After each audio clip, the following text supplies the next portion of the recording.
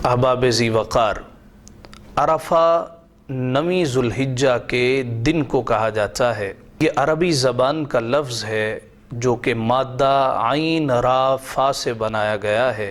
اس کا لفظی معنی ہے پہچان لینا، شناخت کرنا، ادراک کرنا۔ عرفہ عرفات سے ماخوذ ہے، اور عرفات سرزمین مکہ مکرمہ مشرفہ معظمہ کی وہ ایک خاص جگہ ہے جہاں پر حجاج کرام توقف کرتے۔ یہاں پہ گنہگار اللہ کے حضور گڑ گڑاتے ہیں، زاریاں کرتے ہیں، استغفار کرتے ہیں۔ اللہ گنہگاروں کو پہچان کے ان کی مغفرت و بخشش کرتا ہے۔ ایک اعتبار سے اس وجہ سے بھی اس کو یوم عرفہ کہا جاتا ہے۔ جس جگہ پہ حجاج کرام توقف کرتے ہیں اس کو عرفات کہنے کی وجہ بعض علماء کرام نے یہ بھی بیان کی ہے کہ سیدنا آدم علیہ السلام اور سیدہ حوا سلام اللہ علیہا اس جگہ پر پہنچ کر ایک دوسرے کو پہچان جاتے ہیں، اسی بنا پر اس مقام کو مقام عرفات کہا جاتا ہے۔ شرح معانی الآثار میں حضرت سعید بن جبیر رضی اللہ تعالی عنہ سے مروی ہے کہ کسی شخص نے جناب عبداللہ ابن عمر رضی اللہ عنہما سے سوال پوچھا، جناب یوم عرفہ کی فضیلت تو بیان کیجئے۔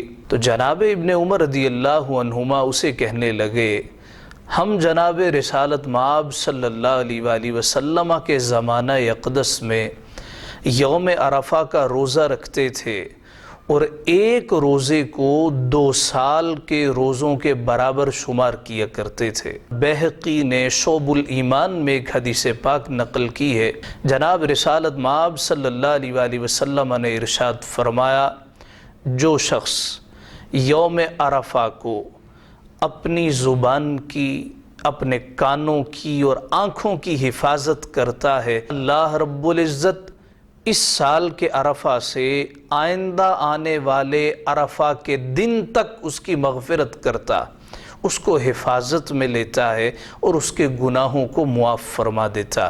حضرت امام جعفر الصادق رضی اللہ تعالی عنہ سے منسوب ہے، کسی شخص نے ان سے دریافت کیا، جناب علی اس دن کی کوئی عظمت، کوئی فضیلت یا کوئی خاص عمل بتائیے۔ تو جناب امام جعفر الصادق رضی اللہ تعالی عنہ اسے کہنے لگے، اللہ کے بندے، جب تو یوم عرفہ کو پالے تو آسمان کے نیچے 2 رکعت نماز نفل ادا کرے، یعنی تیرے سر اور آسمان کے درمیان کوئی درخت حائل نہ ہو، چھت حائل نہ ہو، تو اللہ کے حضور خلوص کے ساتھ، للہیت کے ساتھ 2 رکعت، صرف 2 رکعت نماز نفل ادا کر، اور پھر اللہ کے حضور ہاتھوں کو اٹھا لے۔ اللہ تجھے وہی کچھ عطا کرے گا جو عرفات میں بیٹھے ہوئے حجاج کرام کے مقدر میں لکھا جا چکا۔ امام زین العابدین سے منسوب ہے کہ آپ نے ایک سائل کو دستے سوال دراز کیے ہوئے دیکھا، تو اسے کہنے لگے، اللہ کے بندے تو یوم عرفہ کو بھی غیر خدا سے مانگ رہا ہے؟ کہنے لگا، حضرت جی مفلوق الحال ہوں، کیا کروں، مجبور ہوں۔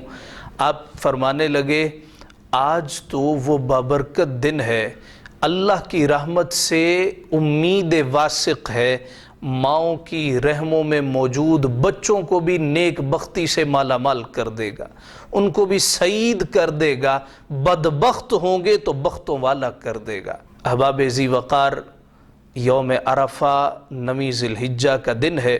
بعض لوگ تشویش کا شکار ہو جاتے ہیں، جی وہاں تو عید ہے اور ہمارے یہاں پر 9 ذوالحجہ ہم نے روزہ رکھا ہے، یہ شیطان کا روزہ ہے، زبانیں پکڑی تو نہیں جا سکتی، نہ ہی کسی کو مجبور کیا جا سکتا ہے کہ بات مانے۔ لیکن مسئلہ کیا ہے وہ ہم آپ کی خدمت میں گوش گزار کر دیتے ہیں۔ عرفہ کہتے ہی 9 ذوالحجہ کو ہے، اور ہمارے 9 ذوالحجہ خواہ وہاں پہ عید ہو، خواہ امریکہ میں رات ہو، یہ کوئی میٹر نہیں کرتا۔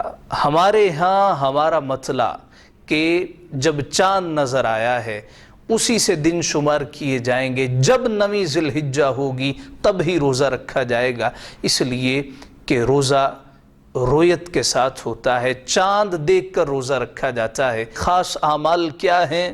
خلاصتاً ہم ذکر کیے دیتے ہیں کہ روزہ سب سے خاص عمل ہے۔ رسالت مآب صلی اللہ علیہ وآلہ وسلم سے ثابت ہے کثرت سے تکبیرات پڑھنا، یہ میرے مصطفیٰ سے ثابت ہے۔ اللہ اکبر لا الہ الا اللہ واللہ اکبر اللہ اکبر وللہ الحمد۔ اور جو 2 رکعت نماز نوافل ہم نے گوش گزار کیے ہیں، ہو سکے تو لازمی طور پہ اہتمام کریں۔ اللہ رب العزت ہمارا آپ کا حامی و ناصر۔